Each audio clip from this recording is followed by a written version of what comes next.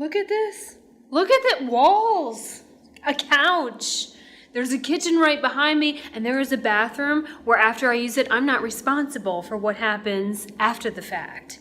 I'm on a very short work trip, which thank God, because this real estate thing is like draining my already thin wallet. Just for the dignity of listing a home, I had to drop about a little bit more than $1,000 yesterday on top of the textbooks and the course and all of that. When I hear people say like, oh, I just thought real estate would be like a fun pastime thing, you know, when I'm raising my kids and like little secondary source of income, I'm like, what? What kind of fun do you like to have? Oh, it's a lot. It's a lot. So this is a good thing. A little bit of work coming in. Very good thing. That said, they put me up in the corporate apartment, and I'm just thrilled to death that I don't have to manage any of this. And living around other people where I can hear them walking, someone is doing construction upstairs in their apartment, you will probably hear the drill. Why? I have no idea what they're doing up there, but can you hear it? It's reminded me of why I actually really prefer the RV, so that I don't have to be anywhere near people. All right, this is going to be an update to a topic that I think I've done 2 videos on. The first time I talked about financing was with the van, and it was about when you do a van conversion, cargo vans are commercial vehicles. So financing them and titling them and everything with them is different than with a traditional car. And so people get kind of hung up on that when they go to buy one, and it's like, it's not the same thing. And then we also talked about getting the best deal on your rig or your van and negotiating when you go in there. And I talked about how I did it and how I got like a lot of money off, right? But that was in a different realm. And if we went through a black hole into another era of time when things were normal. Not anymore. And so this topic about financing and negotiating and all that, it really needs an update. And this was inspired by the Owners Forum, one of the RV groups that I belong to. So once upon a time, you could kind of expect between like 30 and 35% off the price tag, the MSRP, whatever they show you when you go to buy your RV or whatever, at the dealership. And so you'd get this huge discount and you'd feel good. I mean, they're still making money, but like that was sort of the game. And buying a car, I mean, I remember the first video I did on this, and I said I would just give them my number and walk out the door. Just walk out the door. You know, like I'm not sure what I was doing with these, not much, but and that worked because cars weren't flying off the lot and RV sales weren't that high. And so I could do that and get away with it, even without these. And now it's nothing like that. But so what I'm seeing on these owners groups is people still have that attitude that they should be getting or entitled to get 30 to 35% off whatever the dealership has listed as a price, and they're not getting a rig because there are 10 people right behind them who are more than willing to pay the price. And I saw it recently on a towable. So a man bought an RV, and he did it the wrong way. He bought the trailer and then started shopping for a truck. And I'm sorry, that is actually the right way to do it. I take that back. Oftentimes people buy the vehicle and then fall in love with a trailer or fifth wheel that they can't tow. So that part he nailed. But he was starting to shop, and he kept posting that he like wasn't getting the truck, and they wouldn't negotiate at all, and they wouldn't come off the price at all. And he was like flabbergasted because that's the whole deal with buying a car, is that you haggle, and there was no haggling. And someone said something in the comment section, it was like spot on. And he said, you're not going to get a discount because there's somebody coming tomorrow who's going to give them that price. And so I'm going to talk about understanding financing. And I learned a whole lot when I was learning mortgage loans, and some of the same things apply. But if you understand the financing process for dealerships and for RV, really for anything, then at least you can see all the players of the game and hopefully put yourself in a better position. We are not in a world anymore where you're going to get those huge discounts. COVID happened and suddenly people didn't want to get on planes and they didn't want to get on cruise ships, although some people still are, and camping became like the new thing. And so a year ago, RV sales were falling, and here, look at this graph, right? So this is from the RV Industry Association, RVIA. You've probably seen their logos or emblems around. And look so at the height of coronavirus, there's this substantial dip, which we would expect, and then like rocket ship right up. Last month, August, right? Well, by the time this airs, it will be October, a whopping 3-day delay. But in August 2020, RV sales were up 17% for the month of August as compared to the last year. And that's for deliveries of RVs. And that can be broken down into all kinds of categories. And the number one pick was the towable, so your trailers.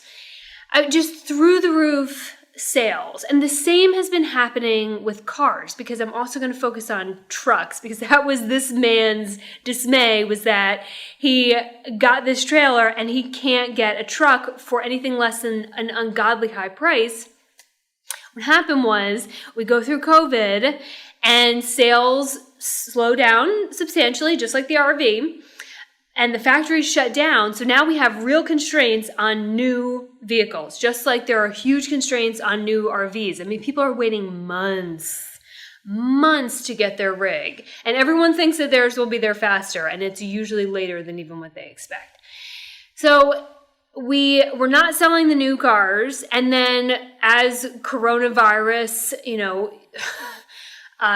chaos just went through this country, and to some degree still is. People didn't want to be in Ubers, and they didn't want to get on public transit, and they don't want to get on planes. And so the used car market, hot. I mean, they will, if you want to trade your vehicle right now, you will never make more money on a trade-in. They need inventory, right? But that said, if you go in there and all that coupled with low gas prices, really low gas prices, this is like the worst time to be buying a car or an RV, but some of you still are. So let's figure out all the pieces of the puzzle and some tips to make sure that you're having an intelligent conversation. Because when you sit down to buy a car or buy an RV, if you don't know, then they drag you around, you're exhausted, and then at some point the man goes into this mythical other office into financing, because with tablets and laptops and cell phones, we can't possibly run those numbers sitting in front of the customer. We have to go away, and you're just sitting there waiting, and then they come out and deliver you your fate. And so let's try to even out the balance of power there, namely with things that you should not do. And forgive me, I'm going to have to look at my notes. I did a lot of homework for this to make sure that what I was saying from my own experiences was also what industry experts were saying. Okay, so the big one, and we all do this, we're all guilty of this, we do it in homes, we do it with cars, we do it with RVs, is obsessing about what the monthly payment is going to be. And the monthly payment only tells you a little bit of the story, because as I've talked about with houses and also RVs, the real demon in the whole process is total cost of the loan over the period of the loan. So that's your interest. How much are you paying total in interest? When people are buying homes, they what is the monthly payment? And they compare that monthly payment to their rent payment to see if they're getting a deal. Well, if you take your monthly payment and you multiply it by the number of months and then subtract the original price of the home, you get the total interest that you paid over 30 years. And in a lot of cases, it is as much or more than the home. So you gifted a lender more than the value of the home in just sheer profit for them. So looking at that monthly payment is not the whole story, and does not necessarily mean that you're getting the best deal. What you really want to make sure is that, what the hell was that? Oh my God, I got to get back to the trailer park. Nobody does construction over you in a trailer park. they set off, explosives and fireworks down the street from you, and get drunk across the trailer park road, but like not this. Anyway, you want to be careful that they do not bundle things into your monthly payment, and this happens all the time. So let's give extended warranties. Why people buy extended warranties on a brand new rig that's already under warranty, I have no idea. But I also don't know why people have kids. So these are the myths of the universe. So what you want to be careful of is that when they start to see that you are focused on that monthly payment, like gotta get it low, then they will sell you other things and they'll just finance it out. And we are such a leveraged society now. I have friends, God love them. They finance furniture. Like, well, it's a low interest rate, and then I save my money and I can just pay it down over time, and like it's not that much in interest. You are automatically agreeing to spend more ultimately for that couch than you would if you had just paid for the damn thing.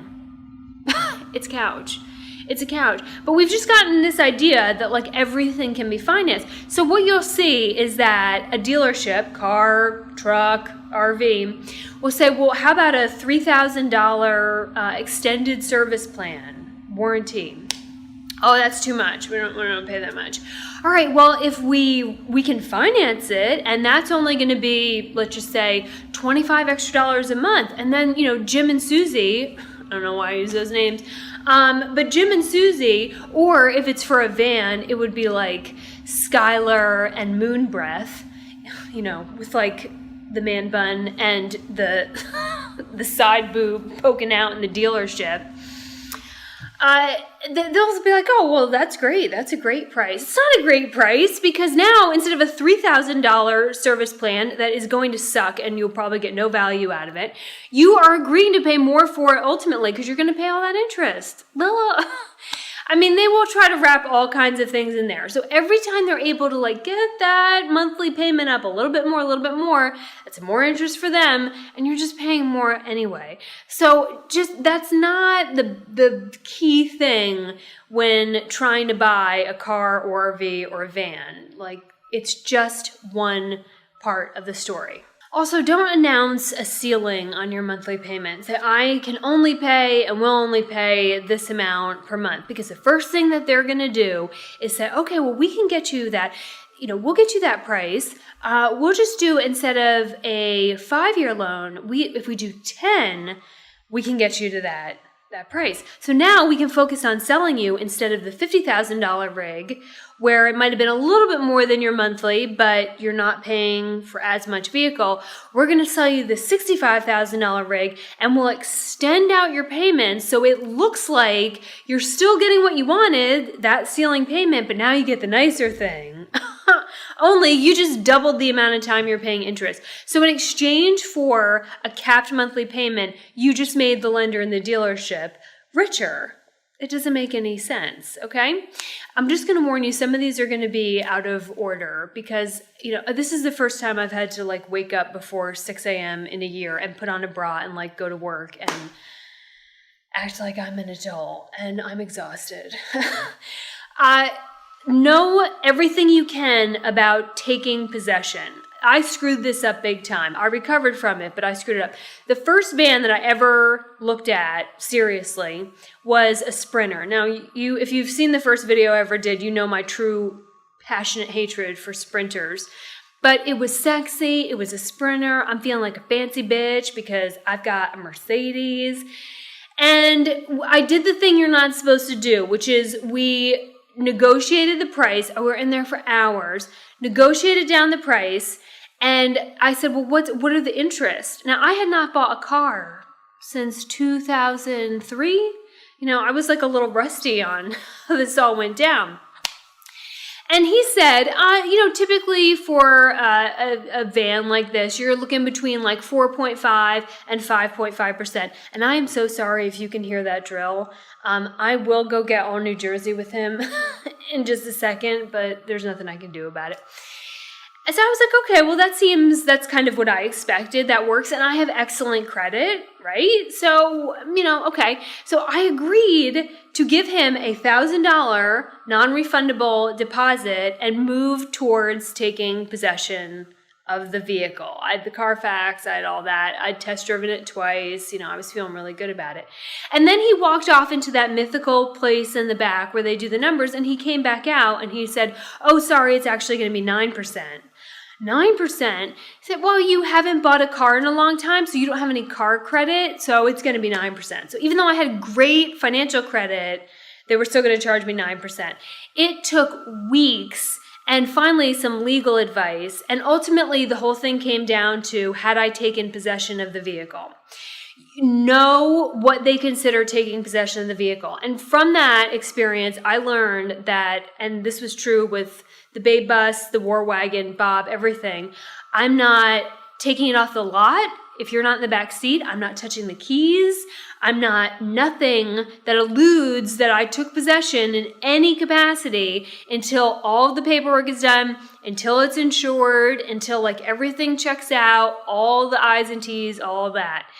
Sometimes dealerships, I don't see it a whole lot anymore, but it does happen. They will say, you know what, this car, this truck, take it home for the weekend. Just see how it is. If you don't like it, bring it back. Now, they're hoping that you're going to take it home and fall in love with it, right? I would not go anywhere near that. To me, that blurs the line of taking possession, and there's all kinds of paperwork you have to fill out with insurance and all that if something happens to it. But to me, it's just so not worth it. If they can justify that you took possession, and once you do take possession, that's it. Cut the umbilical cord. They're done. You drive it off the lot, that's over. If anything falls off, and that's a service claim. That's not a pre-inspection claim. So understanding the moment of possession is really, really important. I told you that I have really good credit, and so I just assume that I qualify for the best thing of everything. And having great credit it will save you a lot of money in life. It really will. And I check mine pretty regularly. But know your credit before you go to the dealership. And in fact, you should really arrange a lot of your financing before you go to the dealership. Because if you've ever gone through this, you know that they whisk you away from the vehicle and throw you in the seat, and it's pushing to get you to sign everything. And then you're not in a power position whatsoever. And let me be clear, I do not think that salesmen are sleazy. I've worked with some great ones. There are awful people in every industry, and my goal is not to make zero profit for the dealer, or that the sales guy doesn't get paid for what we're doing. I just want to save money, and he wants to make money, and so you have to know who's moving what chess piece to make sure you both get what you want. Sometimes I think, especially on these owner forums, that people are just trying to make sure that the dealer makes no money, or that the sales guy doesn't get any commission, and there's really no value in that. You should never hope that your neighbor doesn't make any money. They're a member of your community too, and it would be great if we could buy cars and rigs, everything right from the manufacturer. But because of Henry Ford, we have the dealership model. Henry Ford did not want consumers coming to his factories, so he created the dealership model. They are heavily entrenched with lobbyists. They're not going anywhere. So your goal is to do the best for you, understanding how they work, okay? So if you can arrange all your financing, at least then you don't have to actually sign for anything. But then when they give you their numbers, you can show them your numbers and say, well, here is, this is what I've been getting. And can you at least match this, right? Because sometimes, it happened in all three cases, well, except the War Wagon, where I had better numbers and suddenly everyone started coming down. You just don't want to take the first thing that's offered to you. So you want to try to get that done before you even go look. And it's the same thing with home buyers. Nobody wants to get pre-approved for a loan. They just want to go house shopping. If you don't know how much you can pay, if you don't know what you're qualified for, there's no point. And any agent that puts you in their car and drives you around to go window shopping without being pre-qualified is desperate. And you don't want that agent anyway. So know that, and also know your credit score before you go. So I check mine pretty regularly. There are 3 major reporting agencies. They're going to be different by a little bit. They shouldn't be different by a lot. But when that guy goes into the back and does the magical money thing, he's going to pull your credit and then give you a financing offer based on that credit score, allegedly. The thing is, they never come back and tell you what your credit score is. So if you're like me and you know it, if I know that my credit is like in the really high 700s and he offers me a shitty interest rate, I'm like, no, that doesn't make any sense because I know I have great credit. But if you don't know where yours is and they come back and say, well, your credit isn't that great, so this is the only thing you qualify for, well, you're probably just going to take that. You should know your credit score so that if it's really high, you can, say, well, what numbers are you getting? Because I'm in the mid to high 700s and that rate doesn't make sense to me. And suddenly you're now having a really educated conversation. So make sure you know that. Also, you want to know your credit regularly because if there's a cloud on your credit, like if there's something wrong, some like medical bill or something that got wonky and it's totally screwing up your credit, like that's something that you want to fix ASAP. This drill, I'm going to put it through his head. Apartment life. #apartment life. So when he goes back there to his magical land, the lender is going to give the dealer what's called the buy rate. So that's the rate the lender is giving the dealership. And then the dealership is going to give you the contract rate, and they will be different. Now, legally, they are allowed to increase the price or the interest rate. And that increase, that margin, that's where they make all their money, right? Well, that's also your negotiating power is in that margin. So the spread between the buy rate and the contract rate is where either they're going to make a lot of money off of you or some money off of you, or when you're going to save some money. So I'm not quite sure that a dealership will tell you what their buy rate is. And again, the whole goal here is not to bankrupt dealerships and salespeople. So you're not going to get the buy rate. You're just not.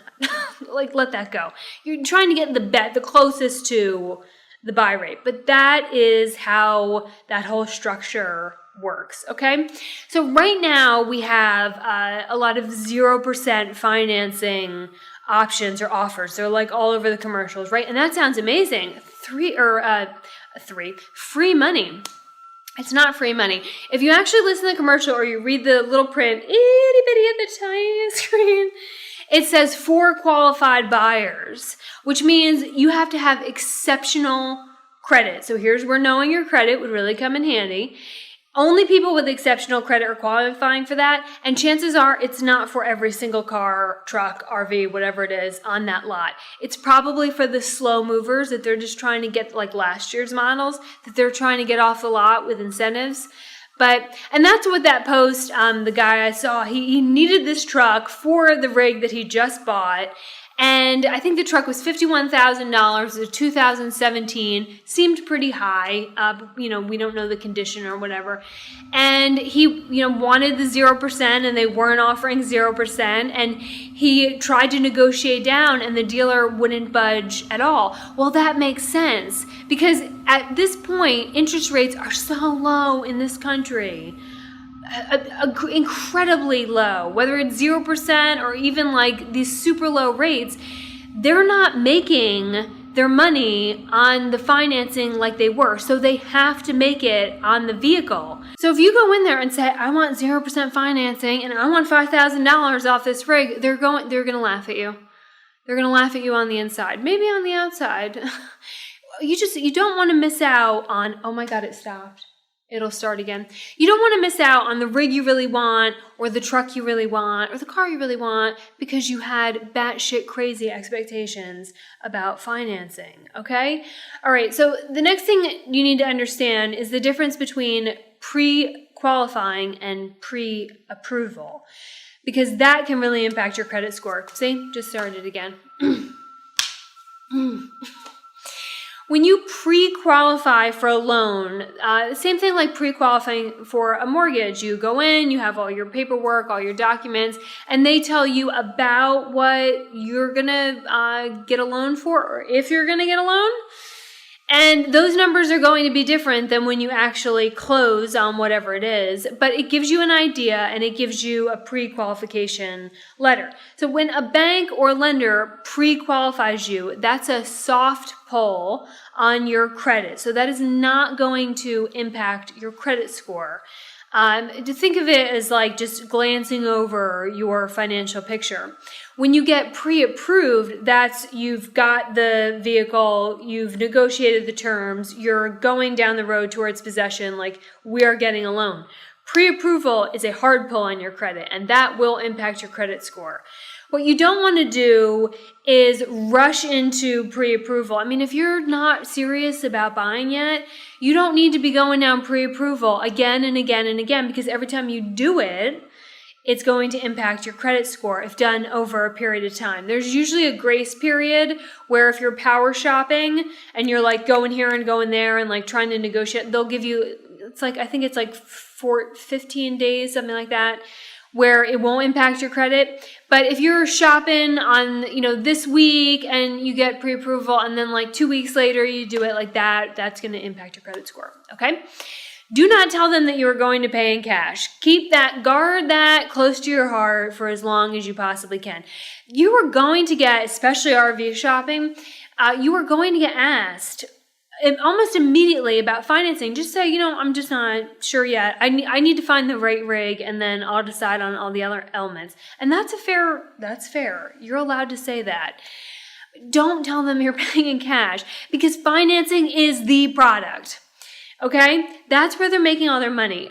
Dealerships, no matter what it is, are not making as much money as you think on selling the vehicle or the rig. And you can only sell an RV one time, but I can charge you finance every single month for years. There are people getting 20-year RV loans.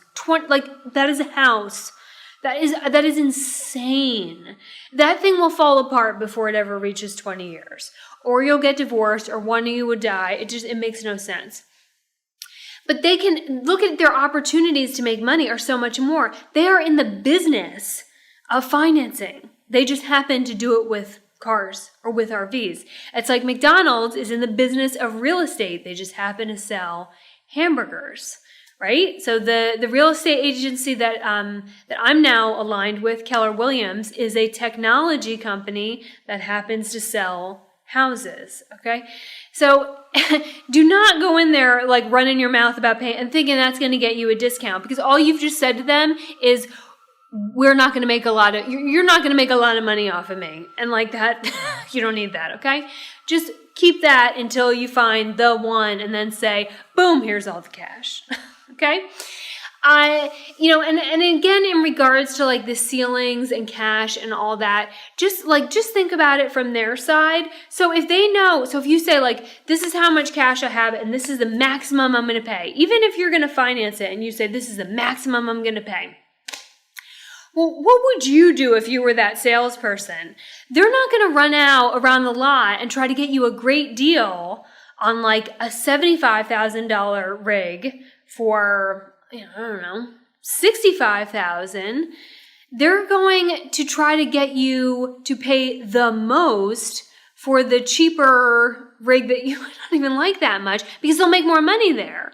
Right? If they know where your max is, there's no point. If this is your max, there's no point in trying to give you a great deal off their more expensive, nicer thing when they could, be in here on something that is not nearly as plush, and just make more profit margin. Okay? So just keep your mouth shut. It's so hard because you talk a lot and you develop a relationship with these people. I mean, I bought mine at Lazy Days, and the first guy was a train wreck. If you remember, he called me baby, and I almost buried him more than 6 feet under the ground. And then the next guy that I met there and who ultimately sold me the War Wagon, M. Bob, we were like, we got each other, okay? So you tend to just offer up more information than maybe you want to, but try to keep all the financing stuff under wraps, right? So then ultimately the question is, well, what's the best deal? And how do I know if I got the best price? And I will tell you, the ownership boards for these rigs are flooded with people who go shopping and then they get on the internet and they write the price that they were offered for what rig, and they wait for the internet to tell them if they got a good deal. Never mind the fact that prices are different in all different states, sales tax is different, insurance is different. There's no way that other people on the internet can tell you if you got a good deal. But everyone has this idea that like 30 to 35% off. If they didn't get that, they were robbed. You're not going to get that right now. You're just not. Sorry. So how do you know you got a good deal? No matter what it is, if it is a home, if it is a car, a truck, a van, an RV, a boat, I don't care what it is. You know you got the best deal when it is whatever one of those it is that you absolutely love, that you just cannot imagine missing out on, walking away from the lot, or somebody else buying it for the price that you can afford. That is the best deal. It really is. I mean, my house was way more than I could afford. I knew how I was going to make it work. But once I saw that house and I saw the huge pocket door and the bathroom that I was going to gut and renovate and all the original molding, and I heard the story about the owner of my home in 1912. He owned a lumber yard and he picked all that wood himself, and they carved all those moldings by hand, and the staircase. And I was like, I cannot imagine someone else owning this house. That is mine. Okay. So even though it was way more than I wanted to spend on a home, that was the best deal. The first time I drove the Babe bus, same thing. You know, I was originally going to get used, and I've done videos about why I would never buy a used cargo van. The moment I sat in that thing, I was like, this is mine. This is mine. Somehow we're going to work it out. And with Bob and the War Wagon was absolutely meant to be. And yeah, they were a small fortune, but it's my full-time home. So I do those numbers a little bit different. But it was the most I could afford. It was what I could afford, and it was the perfect thing for me. And so rather than getting on the internet and waiting for someone to verify your purchase for you, if you really love it and you can responsibly afford it, then that's your rig. That's all the math that you really need to do. But be responsible with that interest, because interest is what screws everybody, because they're so worried about that monthly payment and not looking at, well, hey, if we get a 15-year loan, we're going to pay this much for something worth this much, and that much of it is interest. I should really have like colored blocks and things to do this. Okay, I think that was everything that I wanted to go through. I tried to do as much homework as I could on this to make sure that everything that I understood about financing was also backed up by industry experts. And I hope that is helpful. We've got, let's see, a couple different I think I'm going to do an update on health insurance, because I just talked to mine. I call her about this time every year, just to make sure that my plan is the best plan for me. I still think it's too expensive. Does anyone think they're getting a good deal on insurance? No, I guess the people who don't pay for it. My plan is $335 a month, and I got it because it is coverage anywhere in the continental United States, and I've done a video about it. And so now I have some experience. I've about 2 years of using it. It's very different than the other insurance I had, employer insurance. But when I called her and I said, at 340, like, I'm very healthy. I just don't, is that the best thing? And she told me what people were now paying in the exchanges, affordable healthcare, LOL. And so I'm thrilled now to be paying $335. So we'll probably do an update on health insurance and some of the things that in a pre-coronavirus world I was recommending and we were talking about that now just don't apply or have changed. And of course, now that I am done with this video, this dipshit has finally stopped. No, he just started again. Maybe it's like a Shawshank Redemption, like the hole in the wall. I don't know. I'm going to go put my foot up his ass right apartment life. It's not for me. It's not for me. All right, weirdos, good talk. Good talk. I hope you learned something. And if you have any tips for anybody else, rather than leave some weird comment about what I look like naked, or you don't like my hair, or, some of those, let's share those in the comment section about what has worked for you for buying now, not a year ago, now, because I know a lot of you are standing in line to look at a rig. They don't have models even in the lot. So people are buying rigs without having ever seen what it looks like in real life. And I hope I'm wrong, but I just have a feeling that come a year, maybe this coming spring, or this time, a year from now, that we will see a lot of used RVs flooding the market because it suddenly became the trendy thing. Everyone wants to do it. Their kids are home. They're working from home. Let's just go buy an RV. And now they're going to have a year of storing it, a year of maintenance, a year of fees, a year of taxes, and it might not look so sexy anymore. So maybe that's the time to buy. Okay? Bye, y'all.